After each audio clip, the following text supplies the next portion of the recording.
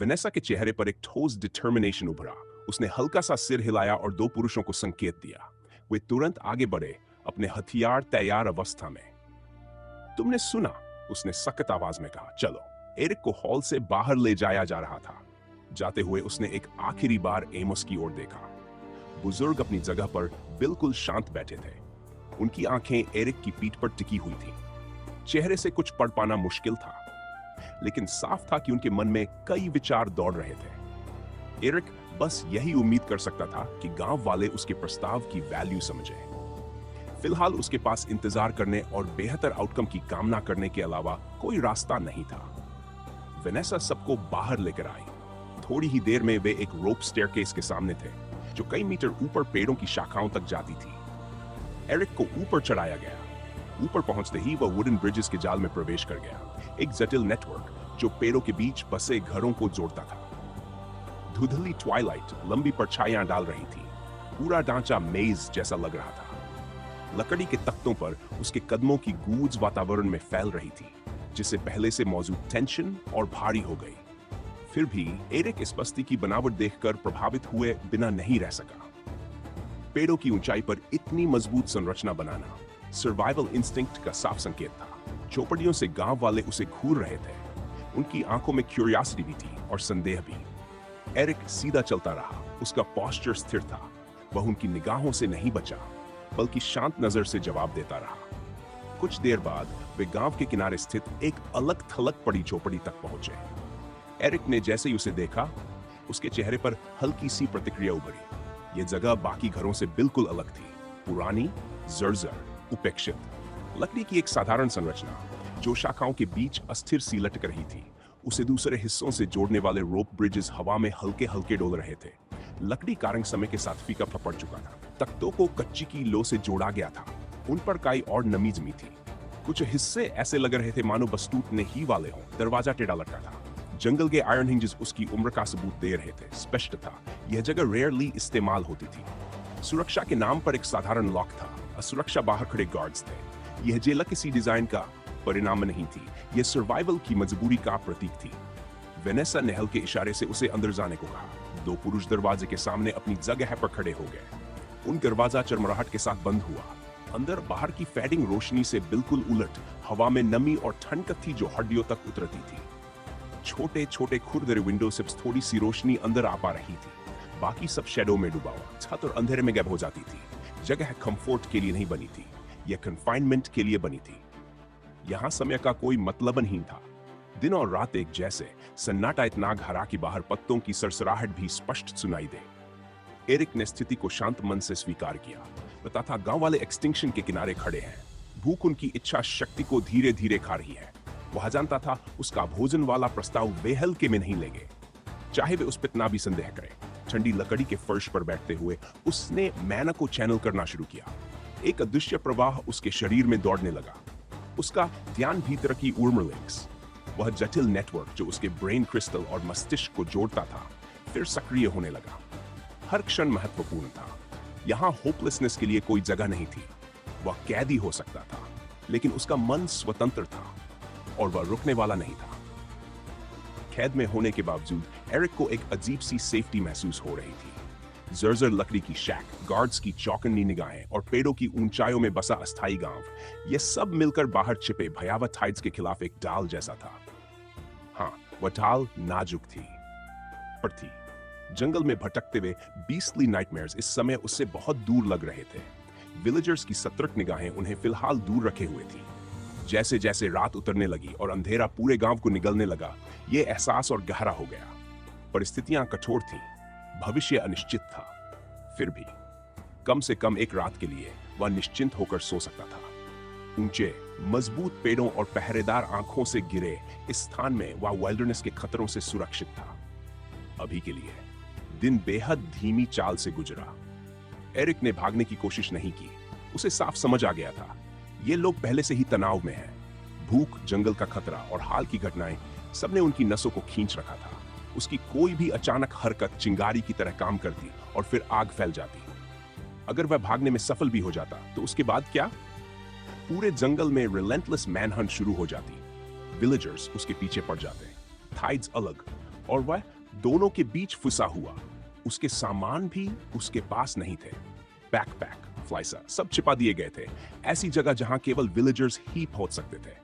बिना पकड़े गए उन्हें वापस पाना लगभग इम्पॉसिबल था। उसे लॉन्ग गेम खेलनी थी। अगर जीवित रहना है तो नियमों के भीतर रहकर।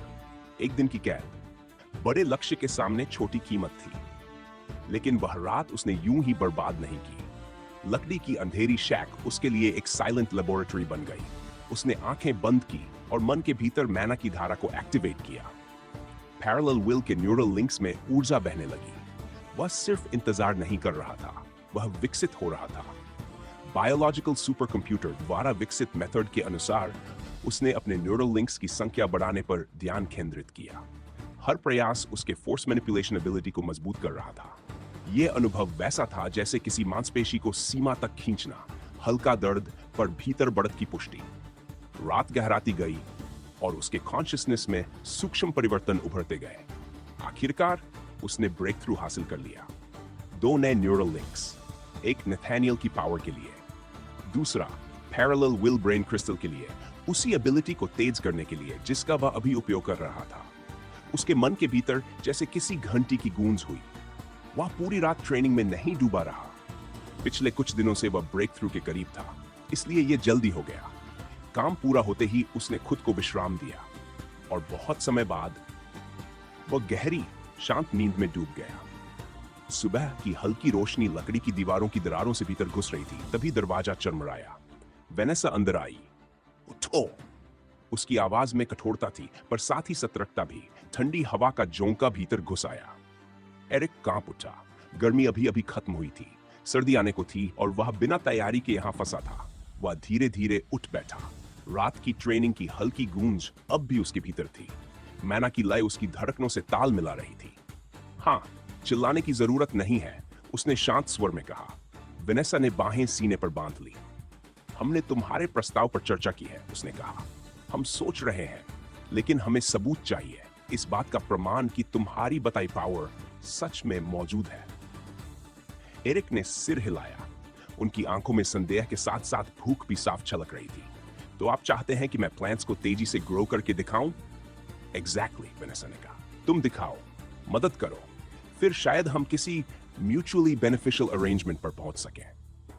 उसके शब्दों में विलेजर्स की उम्मीद छिपी थी, कठोर व्यवहार के पीछे दबी हुई विनती। ठीक है, एरिक ने कहा, खड़ा होते हुए। वेनेसा ने हल्का सा सिर हिलाया। जब एरिक शैक से बाहर निकला, 4 और विलेजर्स उसके साथ हो लिए। उनके शरीर दुबले थे, पर कमजोर नहीं। वे आपस में गुंथी शाखाओं और झड़ते शर्द पत्तों के बीच से गुजरे। लकड़ी के पुलों का जाल ट्री टॉप हाउसेस को जोड़ता था और वे उसी पर चलते हुए आगे बढ़े। नीचे फॉरेस्ट फ्लोर लगभग अछूता था। गांव जाग रहा था। लोग अपने वुडन होम से बाहर निकल रहे थे। कुछ रस्सियां कस रहे थे, कुछ औजार ठीक कर रहे थे, कुछ बच्चे चुपचाप किनारे से झांक रहे थे। हर नजर एरिक पर टिकती, फिर हट जाती। आज का दिन निर्णायक था। या तो वह एक थ्रेट साबित होगा या एक उम्मीद। जैसे ही एरिक गांव के बीच से गुजरा, उसे साफ महसूस हुआ कि दर्जनों आंखें उसी पर टिकी हुई हैं। कोई कुछ बोल नहीं रहा था, लेकिन हर नजर उसे परख रही थी। जैसे वह इस दुनिया का हिस्सा नहीं, बल्कि कोई अजनबी तत्व हो जिसे अभी समझा जाना बाकी है। उनकी निगाहों में सतर्कता थी, सावधानी थी और अनकहे सवालों की परतें थी। उसकी मौजूदगी उनके सामान्य जीवन की ले को तोड़ रही थी। पेड़ों की ऊंचाई से नीचे उतरते हुए समूह खेतों की ओर बढ़ा। माहौल में एक गंभीर खामोशी घुली हुई थी। वेनेसा के पीछे चलते हुए एरिक उस जगह पहुंचा जहां कतारों में जोती हुई मिट्टी फैली थी। यही वह स्थान था जहां गांव वाले अपनी फसल उगाने की कोशिश कर रहे थे। लेकिन दृश्य निराशाजनक था। सीधी कतारों में लगे पौधे और छोटे पेड़ मुरझाने लगे थे।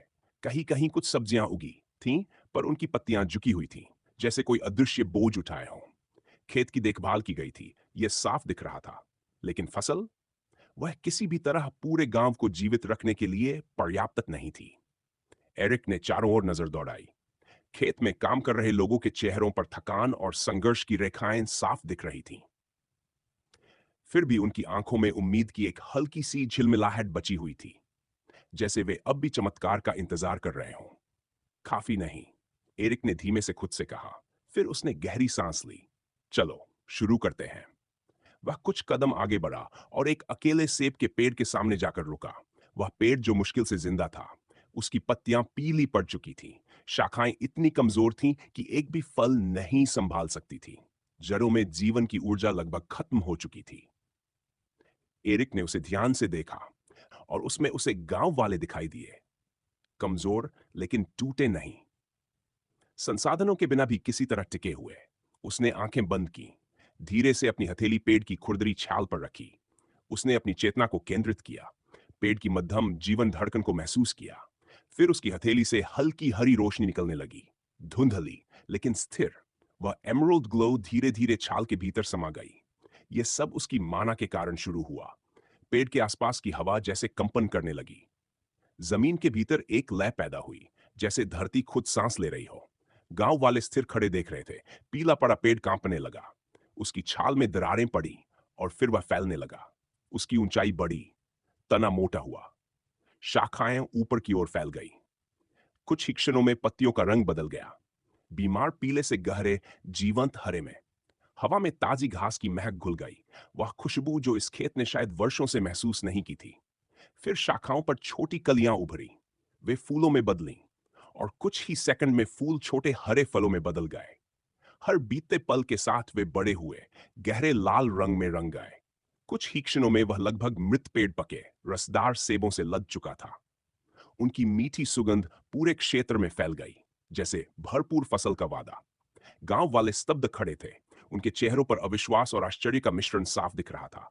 वही खेत जो अब तक उनके संघर्ष का प्रतीक था, अभी अभी एक मिरेकल का गवाह बना था। एरिक ने धीरे से अपना हाथ हटाया, आंखें खोली, वेनेसा की ओर मुड़ा। वेनेसा चुप थी, उसकी खामोशी में शौक था, डिसबिलीफ था और सबसे ऊपर उम्मीद की चमक। क्या क्या तुम ये पूरे खेत के साथ कर सकते हो? उसने लगभग फुसफुसाते हुए पूछा। उसकी नजरें फलते हुए पेड़ से एरिक पर आ टिकी। उसकी आंखों में एक अनकही प्रार्थना तैर रही थी। एरिक ने सीधे उसकी आंखों में देखा। हाँ, कर सकता हूं, उसने शांत आवाज में कहा, लेकिन समय लगेगा। मेरी ब्रेन क्रिस्टल पावर मेरी मैना पर निर्भर करती है, वो अनलिमिटेड नहीं है। हर बार के बाद मुझे रेस्ट और रिचार्ज करना होगा। उसकी आवाज बिल्कुल स्थिर थी, जैसे वह कोई साधारण व्यवस्था समझा रहा हो, नन कि पूरे गांव की संभावित मुक्ति। अगर आप लोग तैयार हो तो हम इस सिचुएशन पर साथ में काम कर सकते हैं। खेत में फिर से खामोशी छा गई। लोग एक दूसरे की ओर देखने लगे। धीरे धीरे उन्हें उसकी शक्ति का असली अर्थ समझ में आने लगा। पूरे समुदाय के लिए पर्याप्त भोजन, शायद उससे भी ज्यादा। यह सोच ही उनके लिए भारी पड़ रही थी।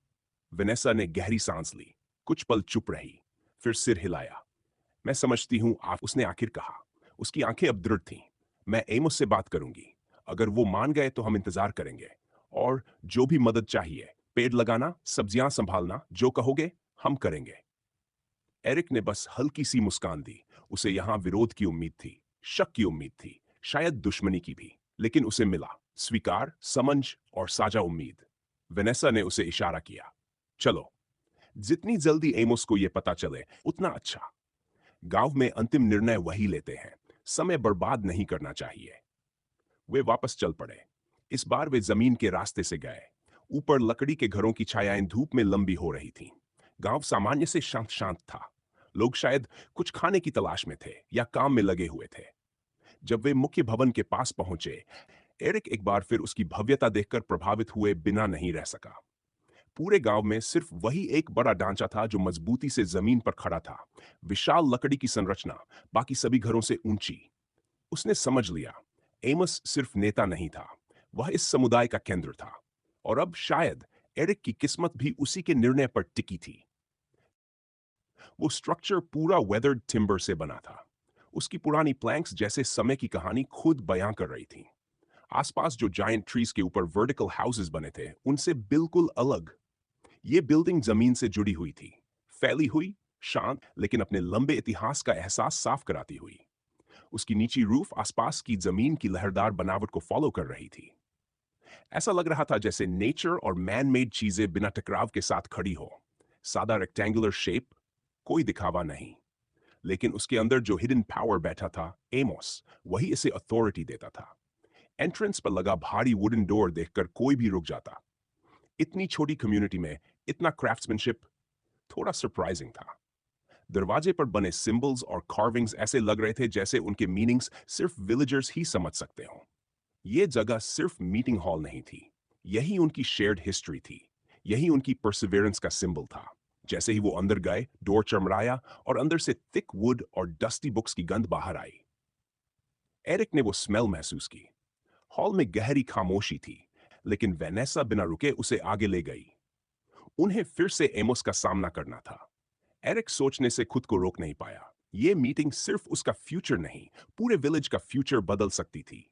आखिरकार साइलेंस टूटी। वेनेसा की आवाज पूरे हॉल में गूंजी। एमोस, इस यंग मैन की पावर असली है। हमने अपनी आंखों से देखा है, ये हमारी फूड शॉर्टेज का सोल्यूशन हो सकता है। एरिक आउटसाइडर था, फिर भी प्रॉब्लम उसे साफ दिख रही थी। लेकिन खुलकर उसे डिस्कस होते सुनकर उसे एक अजीब सा रीअश्योरेंस मिला। इसका मतलब था, उसकी वैल्यू थी। एमोस कुर्सी पर पीछे टिक गया, उंगलियां आपस में फंसी हुई, पेट पर टिकी हुई। उसकी नजरें एरिक को पहले से ज्यादा ध्यान से एग्जामिन कर रही थी। आंखें हल्की सी सिकुड़ गईं। उसकी गेज इतनी हैवी थी कि उसके सामने खड़ा रहना ही दबाव जैसा लग रहा था। लेकिन एरिक ने उन आंखों में कुछ और भी देखा। होप। काफी देर बाद एमस ने सिर हिलाया। होंठों पर हल्की संतुष्टि वाली स्माइल आई। ठीक है, हम सेल्फ प्रोक्लेम्ड अवेकनर की मदद स्वीकार करेंगे। एरिक ने राहत की सांस ली, लेकिन क्यूरियोसिटी अभी भी थी। साफ था, ये लोग कुछ छुपा रहे थे। वो उनकी मदद करेगा। एक तो इसलिए कि ये सही काम था। उसने लोगों को मारा था, कई से नफरत की थी। कभी कभी ब्लड लस्ट कंट्रोल करना भी मुश्किल हो जाता था। लेकिन वो सफरिंग के लिए इंडिफरेंट नहीं था, खासकर उन लोगों के लिए जो फ्रांस से नहीं थे। और टाइड इन्फेस्टेड फॉरेस्ट में सर्वाइव करने वाले लोगों से रिलेशन बनाना, ये अपने आप में वैल्यूएबल था। लेकिन कुछ कंडीशंस भी थी, मुश्किल नहीं पर जरूरी। एरिक ने शूदर सीधा किया, सीधे एमस की आंखों में देखा। मैं मदद करने को तैयार हूं। उसकी आवाज खाली हॉल में साफ गूंजी। लेकिन बदले में मेरा सामान वापस चाहिए, और मुझे प्रिजनर नहीं, गेस्ट की तरह ट्रीट किया जाए।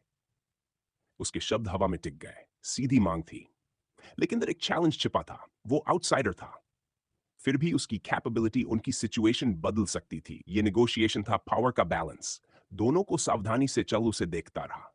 उसकी सीजन नजरें आर पार जाती हुई। दोनों के बीच साइलेंस एक खिंची हुई इनविजिबल थ्रेड की तरह था। एरिक स्ट्रेंथ से रिस्पेक्ट मांगने नहीं आया था, वो गुडविल दे रहा था। प्रॉस्पेरिटी का मौका दे रहा, मैं सिर्फ डिग्निटी चाहता था। उसे ये एक्सचेंज फेयर लगा, और रिलेशनशिप की फाउंडेशन के लिए जरूरी भी।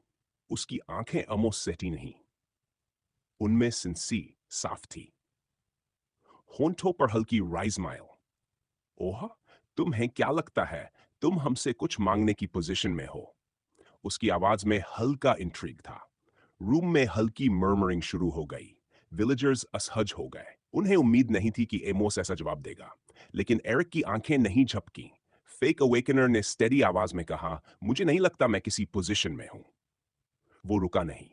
लेकिन जिस तरह आपने मेरे आने के बाद मुझे ट्रीट किया, आपके सस्पिशंस के बावजूद, उससे मुझे कुछ समझ आता है।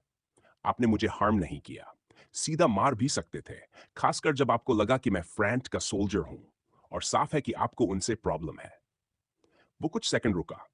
पूरा हॉल फिर शांत। इसका मतलब कि आप अच्छे लोग हैं, या कम से कम सुनने वाले लोग। मैं बस उम्मीद कर रहा हूं कि मैंने आपको सही पढ़ा है। उसके शब्दों ने हवा को भारी कर दिया। एमोस चुप रहा। उसकी आंखें गहरी हो गई, जैसे सालों की कॉशन उनमें जमा हो। आखिर उसने साइलेंस तोड़ा। तुम कहते हो कि तुम फ्रैंट के सोल्जर नहीं हो, इससे ये सच नहीं हो जाता। उसकी आवाज हॉल में गूंजी। वो थोड़ा रुका, आसपास विलेजर्स की तरफ देखा, फिर वापस एरिक की आंखों में देखा। तुम अभी भी हमें डिसीव कर सकते हो। हालांकि हॉल में हवा जैसे रुक गई थी। एरिक ने सच में सांस रोक रखी थी। सबकी नजरें एमोस पर थीं। काफी देर बाद एमोस ने लंबी सांस छोड़ी, जैसे उसी के साथ कमरे का दबाव भी थोड़ा हल्का हो गया। हालांकि उसने फिर कहा, इस बार आवाज पहले से शांत थी। शायद हम उस पॉइंट पर आ गए हैं जहां बिगर पिक्चर के लिए रिस्क लेना पड़ेगा। अगर तुम सच में हमारी मदद कर सकते हो, जैसा तुमने ट्री के साथ दिखाया, तो तुम्हारी मदद ठुकराना स्मार्ट नहीं होगा। नहीं, वो तो फूलिश होगा। उसकी नजरें एरिक पर टिकी रहीं। हम तुम्हारी कंडीशंस मानते हैं। तुम्हारा सारा सामान तुम्हें वापस मिलेगा, सिवाय तुम्हारे वेपन के। और अब से तुम्हें प्रिजनर नहीं, गेस्ट की तरह ट्रीट किया जाएगा। बदले में हमें तुमसे फुल कोऑपरेशन और ट्रांसपेरेंसी चाहिए। एरिक ने संतुष्ट होकर सिर हिलाया। अंदर से रिलीफ की लहर दौड़ गई।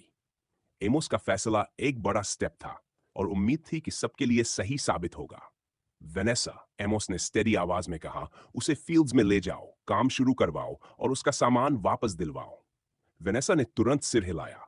फिर एमोस की नजर एक और आदमी पर गई, साइड में खड़ा भारी भरकम फिगर। वेरॉन। आवाज सुनते ही उसका सिर झटका खाकर उठा। एरिक ने उसे गौर से देखा। मजबूत कदकाठी, चौड़े कंधे। एरिक उससे कुछ सेंटीमीटर लंबा था, लेकिन थेरन का बॉडी सालों की मेहनत और जंगल की सख्ती से बना था। उसकी स्किन गहरी तांबई थी, जगह जगह स्कार्स, हर एक किसी लड़ाई की कहानी। बाल छोटे कटे हुए थे, प्रैक्टिकल कारणों से शायद, लेकिन उनमें घुली हुई चांदी उसकी असली उम्र बता रही थी। ठुड्डी पर बेतरती बियर्ड जो उसे और रगिड बनाती थी। उसकी डार्क ब्राउन आंखें इंटेंस थीं। नजरें हटाना आसान नहीं था। उसके कपड़े सिंपल थे, हैंडमेड जैसे बाकी लोगों के, लेकिन उसके मूवमेंट्स डिलिबरेट थे। हर कदम में रॉ स्ट्रेंथ थी। सिर्फ खड़े रहने से ही रिस्पेक्ट निकल रहा था उससे। आमोस ने कहा, वेस्टर्न सेक्टर में जो खाली हाउस है उसे तैयार करो, हमारे विजिटर के लिए। देरन ने बस एक ग्रंट किया। एक पल के लिए उसकी नजर एरिक से मिली।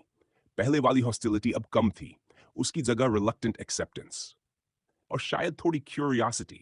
फिर वो बाहर निकल गया। ये अरेंजमेंट सबके लिए सरप्राइजिंग था, लेकिन अगर इससे कम्युनिटी को फायदा होता तो सब रिस्क लेने को तैयार थे। एरिक के लिए भी ये मौका था और वो इसे वेस्ट नहीं करने वाला था। चलो, वेनेसा ने इशारा किया।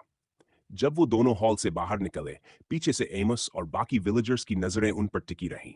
बाहर धूप ऊंची थी, लेकिन उत्तर से आते विंटर क्लाउड्स उसे ढक रहे थे। गर्मी कम हो रही थी, ठंड बढ़ने वाली थी। विलेजर्स की फुसफुसाहट धीरे धीरे खत्म हो गई। कुछ की आंखों में होप की चमक थी, जैसे सालों की स्ट्रगल अब खत्म हो सकती है। अब बस फॉरेस्ट की आवाजें थी, दूर से बर्ड्स की चर्पिंग और पत्तों के बीच हवा की सरसराहट। वे उस रास्ते से गुजरे जो वुडन वॉकवेज के नीचे से जाता था, जो ट्री टॉप हाउसेस को जोड़ते थे। एरिक की शार्प नजरों ने सब देखा। लिमिटेड रिसोर्सेस के बावजूद ये विलेज स्किल से बनाया गया था। शायद कई साल पहले इनकी इकोनॉमी बेहतर रही होगी, लेकिन अब कमी साफ दिख रही थी। वेनेसा आगे चल रही थी। उसकी चाल, उसका पॉस्चर साफ था कि वो अपने लोगों में स्ट्रांग रोल निभाती है। जैसे जैसे वो विलेज के किनारे पहुंचे, फॉरेस्ट पतला होने लगा। क्लियर्ड लैंड दिखने लगा। छोटे छोटे प्लॉट्स, रैंडम तरीके से बांटे हुए। नेचर के बीच एग्रीकल्चर की कमजोर कोशिश। क्रॉप्स स्ट्रगल कर रहे थे। कई जगह हार्डन्ड इनफर्टाइल सॉइल। ये डिस्करेजिंग था। असली प्रॉब्लम यही थी। फील्ड्स पर पहुंचकर वेनेसा ने हाथ फैलाकर इशारा किया। एरिक कुछ पल रुका, झुका, मिट्टी को गौर से देखा। विल्टेड प्लांट्स सूरज की तरफ खिंच रहे थे, लेकिन उनमें जान नहीं थी। उसे उनके होपलेसनेस का वेट महसूस हुआ। वेनेसा की आंखों में साइलेंट प्ली साफ था। यहीं से उसका असली काम शुरू होना था। वेनेसा ने हाथ से इशारा किया।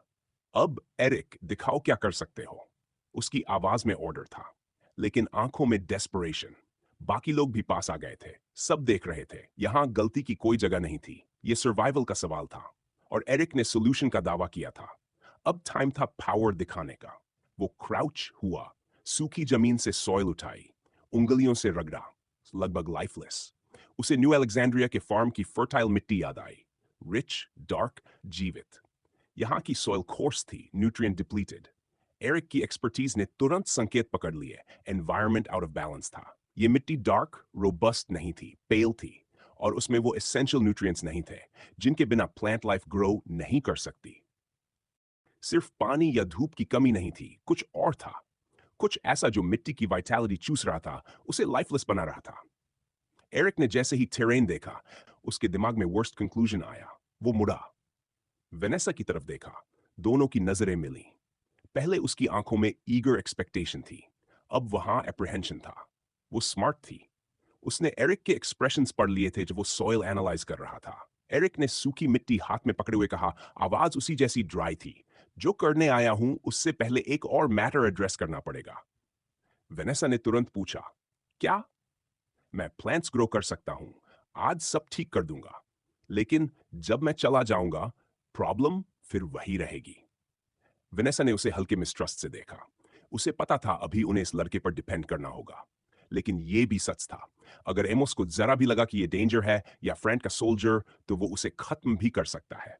फिर सवाल, वो ये बात बता क्यों रहा है? अगर वो चाहता तो इस इंफॉर्मेशन को छिपाकर खुद को इंडिस्पेंसिबल बना सकता था। तुम ये मुझे क्यों बता रहे हो? वेनेसा ने सीधा पूछा। गुडविल दिखाने के लिए, एरिक ने शांत आवाज में कहा। वेनेसा कुछ सेकंड उसे देखती रह गई, जैसे जवाब उम्मीद से अलग था। तो परमानेंट सोल्यूशन क्या है? उसने खुद को संभाल कर पूछा। एरिक ने मिट्टी उसकी तरफ बढ़ाई। यहां की सॉइल क्रिटिकल न्यूट्रिएंट्स से खाली है। नाइट्रोजन, फास्फोरस, पोटेशियम और बाकी मिनरल्स। उसकी आवाज स्टेडी थी। इनके बिना प्लांट्स प्रोटीन्स नहीं बना पाते, डीएनए बिल्ड नहीं होता, फोटोसिंथेसिस ठीक से नहीं होती। वो खड़ा हो जा रहे। वेनेसा की वर्ried नजरों से नजर मिलाई। प्रॉब्लम की जड़, उसने धीरे कहा, थॉर्नरूट वोर्टेक्स सिकुड़ी। सिनिस्टर कोल्ड के बाद पैदा हुई एक अग्रेसिव प्लांट स्पीशीज। साइंटिस्ट मानते हैं कि जब ह्यूमंस और थाइड्स ने मैना हार्नेस करना शुरू किया, उसी बदलाव से प्लांट म्यूटेशंस हुए।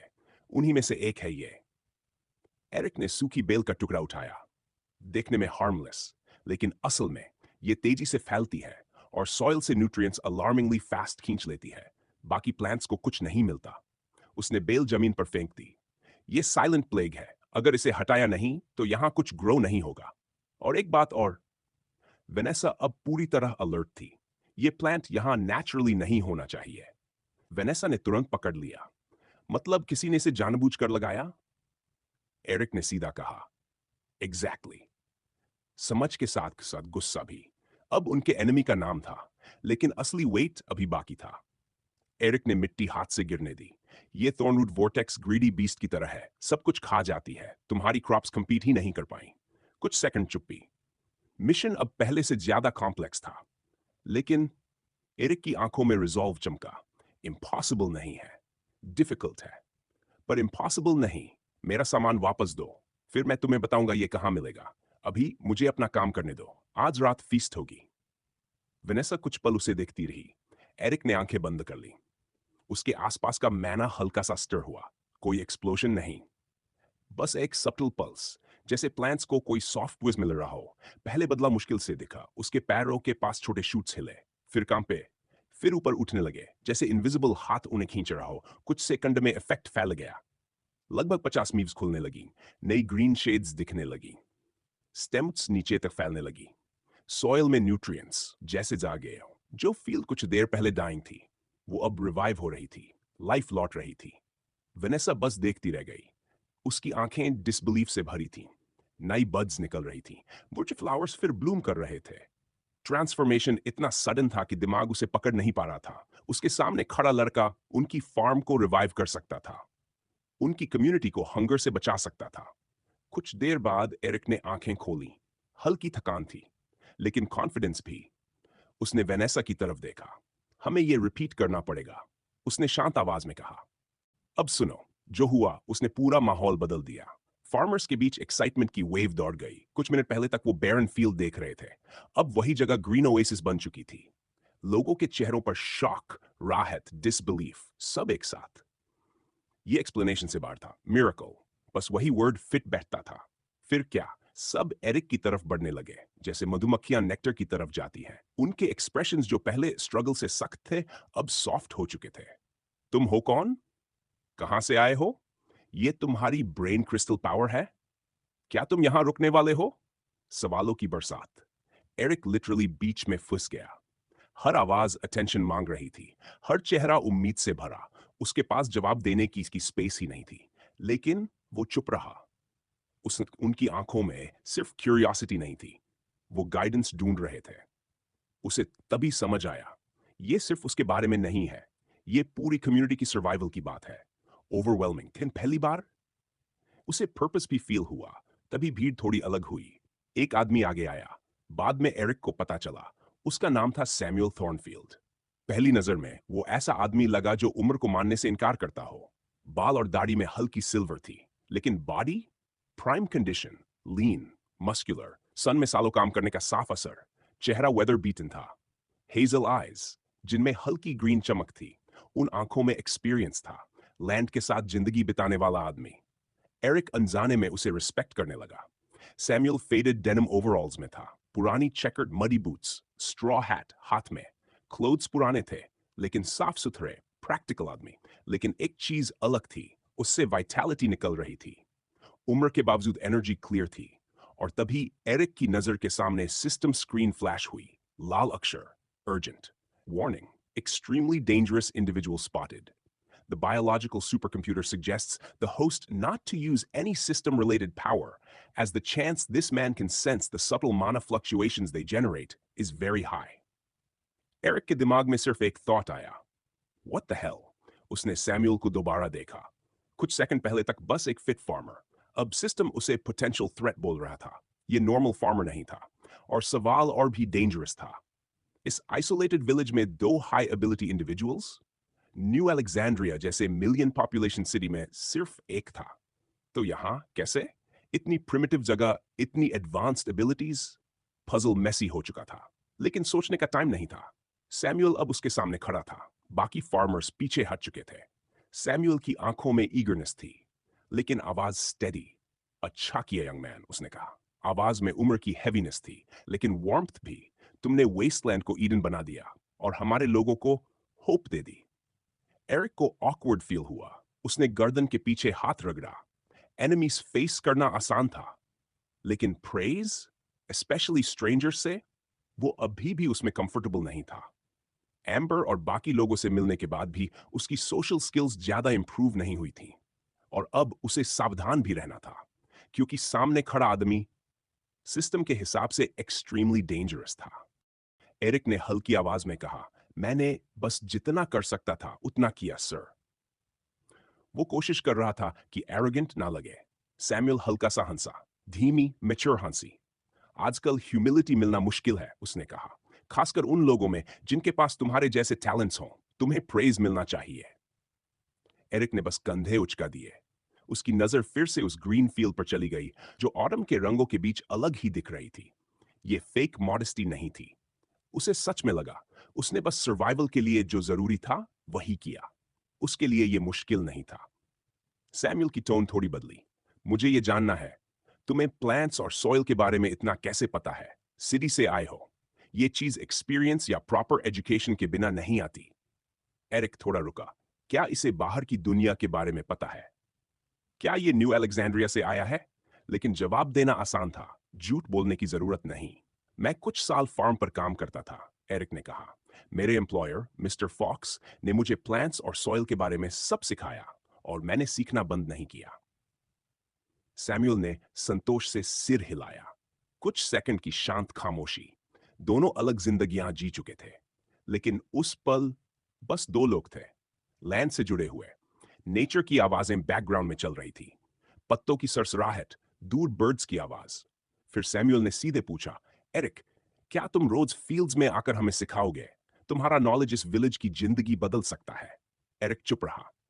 रिक्वेस्ट गलत नहीं थी, और मना करने का रीजन भी नहीं था.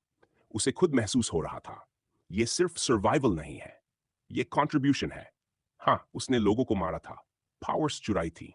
सिस्टम मिलने के बाद तो उसने सोचा भी था खिल करके स्ट्रांग बनना. लेकिन फिर एम्बर आई, फ्रेंड्स आए, सैक्रिफाइसेस देखे. उसके अंदर कुछ बदला था. एरिक ने हाथ आगे बढ़ाया. मैं आऊंगा, जो जानता हूं सब सिखाऊंगा. सैमुअल ने जोर से उसका हाथ थामा. Strong handshake. सिंपल बात थी, लेकिन इंपैक्ट बड़ा था. यह एरिक के लिए नया स्टार्ट था. तभी भीड़ के पीछे से वेनेसा आई, चेहरा एक्साइटमेंट से भरा. एरिक, उसने कहा, फील्ड्स के और हिस्से भी हैं जिन्हें तुम्हारी जरूरत है. एरिक ने सिर हिलाया. काम अभी खत्म नहीं हुआ था. वो जाने ही वाला था कि सैमुअल ने आवाज लगाई. हे किड. उसकी आवाज में वार्मथ थी. आज रात फीस्ट है. तुम्हारी वजह से पूरे विलेज के लिए खाना होगा. भीड़ में फिर से एक्साइटमेंट फैल गई. कुछ घंटे पहले जो फेसेस टेंशन में थे अब स्माइल कर रहे थे. एरिक थोड़ा चौंका. फीस्ट? वो यूजुअली अकेले रहता था. फ्रेंड्स के साथ भी बस कुछ महीनों तक ही प्रॉपरली खाना खाया था. कम्युनिटी फीस्ट ये नया था. सैमुअल ने कहा, तुम्हारा आना हमारे लिए ऑनर होगा. एरिक कुछ सेकंड उसे देखता रहा. फिर हल्की सच्ची मुस्कान आई. उसने सिर हिलाया. हाँ, ये इनविटेशन उसे अच्छा लगा, और ऑनेस्टली आमोस पर भी अच्छा इंप्रेशन पड़ेगा. एरिक वेनेसा के साथ आगे बढ़ गया. पीछे से लाफ्टर और प्रेपरेशन की आवाजें आने लगीं. इवनिंग सेलिब्रेशन की एनर्जी हवा में थी। सैमुअल पीछे खड़ा उन्हें जाते हुए देख रहा था। उसके चेहरे पर संतोष था। फिशर और प्रोफेसर डेयर अपनी सामान्य प्रयोगशाला में मौजूद थे, लेकिन उस दिन की चहल पहल भरी ऊर्जा मेजर फिशर के फोन रखते ही एक भारी तनावपूर्ण सन्नाटे में बदल गई। फिशर ने अपने मित्र और सहकर्मी, अजीब स्वभाव के लेकिन प्रतिभाशाली प्रोफेसर डेयर जिलियन की ओर उदास नजर डाली। उसके चेहरे पर गंभीर चिंता साफ झलक रही थी। कोई खबर? प्रोफेसर डेयर ने पूछा। उनकी विद्वतापूर्ण मुद्रा के बावजूद यह स्पष्ट था कि बाहर विकसित हो रही स्थिति पर गहरी नजर रखे हुए थे। फिशर ने भारी स्वर में उत्तर दिया, हाँ, ऐसा लगता है कि जिन संक्रमित लोगों को हमने बंद किया था वे उम्मीद से ज्यादा मजबूत निकले। वे कैद से भाग चुके हैं और अब शहर की सड़कों पर घूम रहे हैं। प्रोफेसर डेयर की भौहें सिकुड़ गई। सेना को कुछ करना होगा। फिशर ने हल्का सा सिर हिलाया। दुर्भाग्य से हमारे पास पर्याप्त सैनिक नहीं है। हमारी अधिकांश टुकड़ियां परजीवी के घोंसले पर होने वाले आगामी हमले की तैयारी में लगी हैं। पहली सेना की हार और परजीवी के हमले में हुई भारी हताहतों के बाद यहां तैनात लोगों की संख्या बहुत कम रह गई है। दूसरी ओर संक्रमितों की भीड़ विशाल है। यदि वे एकजुट हो गए तो हमारे सैनिकों पर भारी पड़ सकते हैं। और यहां के नागरिक? डेयर ने पूछा, क्या वे मदद नहीं कर रहे? आखिर वे लड़ सकते हैं। फिशर ने फिर कठोर सच्चाई सामने रखी। परजीवी द्वारा उत्पन्न उत्परिवर्तन ने संक्रमितों की शक्ति को बहुत बढ़ा दिया है। अधिकांश नागरिक ज्यादा कुछ नहीं कर सकते। बेहतर यही होगा कि वे स्वयं संक्रमित होने से बचें। डेयर का चेहरा भय से पीला पड़ गया। तो क्या हम खत्म हो चुके हैं? नहीं। फिशर ने आशावादी स्वर लाने की कोशिश की। सेना कुछ टुकड़ियां वापस शहर की ओर मोड़ रही है। वे स्थिति संभालने और नागरिकों की मदद से इन उत्परिवर्तितों को खत्म करने के लिए पर्याप्त होंगी। लेकिन उन्हें यहां पहुंचने में 2 सप्ताह लगेंगे। हमें तब तक टिके रहना होगा। यह सुनते ही प्रोफेसर डेयर ने मेज पर मुट्ठी दे मारी। यह हास्यास्पद है। आने वाले खतरे को जानते हुए भी शहर को लगभग असुरक्षित क्यों छोड़ा गया? हमने उन्हें बार बार चेतावनी दी थी। हमने कहा था कि हम सबके लिए सीरम नहीं बना सकते और परजीवी शहर में फैल जाएगा। क्या इस स्थिति में संक्रमितों को खत्म कर देना बेहतर नहीं था? उन्हें जीवित क्यों छोड़ा गया? फिशर ने गंभीरता से सिर हिलाया। तुम सही हो। मेरी राय में बेकर और उसके लोग अपनी सत्ता बचाने में ज्यादा चिंतित थे। उन्होंने संक्रमितों को इसलिए नहीं मारा ताकि ये दिखा सकें कि वे उन्हें ठीक कर सकते हैं। साथ ही अधिकतर सैनिकों को परजीवी के घोंसले को नष्ट करने और समर्थन जुटाने के लिए भेज दिया गया। कम से कम मुझे तो यही लगता है। वह एक पल रुका। लेकिन हमें ईमानदार भी होना चाहिए। तुम और मैं दोनों ने इस बात को कम आंका कि परजीवी संक्रमितों की क्षमताओं को कितना बढ़ा देगा। हालांकि सुना है कि नागरिक अपनी पूरी कोशिश कर रहे हैं। पुलिस और बचे हुए सैनिक मिलकर स्थिति संभालने का प्रयास कर रहे हैं। फिर भी संक्रमितों को पहचानना आसान नहीं है। अगर नागरिक मदद कर रहे हैं तो संक्रमण फैल क्यों रहा है? क्या उसे रोकना उनकी पहली प्राथमिकता नहीं होनी चाहिए? फिशर ने हल्की झुंझलाहट के साथ कहा, क्या तुम्हें लगता है यह आसान है? युद्ध भूमि में कभी भी कुछ भी हो सकता है। यहां तक कि छात्र भी लड़ रहे हैं। डेढ़ चौंक गया। कौन? कब? थके हुए मेजर ने कुर्सी पर टिकते हुए हल्की प्रशंसा के साथ कहा, झड़प टाउन हॉल के सामने हुई। रेड पैलेस के छात्रों ने लगभग 1000 उत्परिवर्तितों को खत्म किया। लेकिन असली आश्चर्य एम्बर जॉयस थी। उसने अकेले ही 450 से अधिक को मार गिराया। डेर ने अविश्वास से पूछा, कैरेन जॉयस की बेटी? मुझे तो बताया गया था कि वह अभी रेड पैलेस के पहले वर्ष में है। हाँ, फिशर ने उत्तर दिया, लेकिन उसने लड़ाई में असाधारण प्रतिभा दिखाई है और पहले वर्ष के अंत तक स्क्वायर रैंक तक पहुंच गई थी। अगर छात्र भी इतने सक्षम हैं, तो स्थिति बिगड़ क्यों रही है? डेर ने विस्मय से पूछा। फिशर ने समझाते हुए कहा, क्योंकि छात्रों ने केवल निम्न स्तर के जीवों से लड़ाई की। शहर पर हमले के दौरान परजीवी ने केवल बच्चों को ही नहीं, बल्कि उनके माता पिता, सैनिकों और चिकित्सा कर्मियों को भी संक्रमित किया। चाहे वे शहर की दीवारों के बाहर लड़ रहे हों या भीतर प्रवेश कर रहे हों। जो बाहर संक्रमित हुए वे वापस आए और अपने ही बच्चों को संक्रमित कर दिया। इस समय शहर के भीतर अत्यंत खतरनाक संक्रमित मौजूद हैं। प्रोफेसर डेर के चेहरे पर बढ़ती बेचैनी साफ थी। उसने धीमे स्वर में पूछा, सच बताओ जेम्स, क्या हम बर्बाद हो चुके हैं? फिशर ने गंभीर स्वर में कहा, यदि लोग सावधान रहें तो परजीवी नहीं फैल सकता। उस स्थिति में हम उन्हें खत्म कर सकते हैं। असली समस्या समन्वय की है। बच्चे, बुजुर्ग और दिव्यांग लोग लगातार संक्रमित हो रहे हैं। हमें संगठन और नेतृत्व की सख्त जरूरत है, लेकिन अभी शहर में ऐसा करने वाला कोई नहीं है। जैसा मैंने कहा, युद्ध और घोंसले पर हमले के बीच हमारे पास लोगों की कमी है। अविश्वसनीय।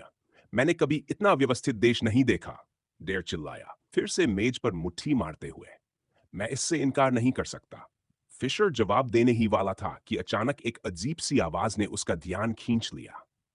वह रुक गया, अपने कानों पर जोर डालते हुए बोला, भौंहें सिकोड़ते हुए, क्या तुमने वह आवाज सुनी?